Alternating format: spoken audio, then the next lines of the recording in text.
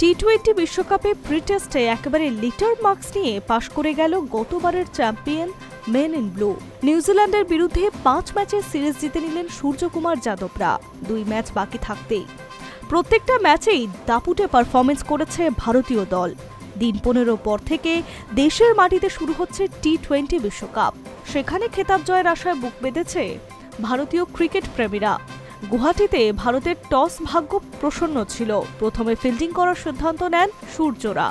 এই ম্যাচে জসপ্রীত এবং রবি দলে ফেরেন। টিম ম্যানেজমেন্টের এই চালেই মাত কিউইরা। 2 বোলারের ঝুড়িতে যায় মোট 5 উইকেট। আউট ওভারে বল করে মাত্র 35 রান খরচ করেছেন। আঁটোসাঁটো বোলিং সামলে কোনো ক্রমে 150 পেরোয় নিউজিল্যান্ড। এই সামান্য টার্গেট তো অভিষেক শর্মাদের কাছে নস্যি। ঝড়ের গতিতে রান তুলে দিয়ে সিরিজ জয় নিশ্চিত করে ফেলল ভারতের ব্যাটিং লাইন আপ। প্রথমে ব্যাট করতে নেমে দ্রুত 3 উইকেট খুইয়ে প্রবল বিপদে পড়েছিল কিউই ব্রিগেড।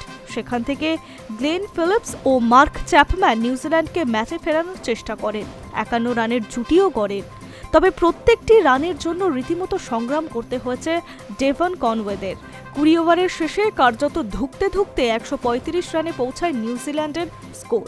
বুমরাহ 3, বিষ্ণই 2, হার্দিক 2, হর্ষিত 1 করে উইকেট নেন।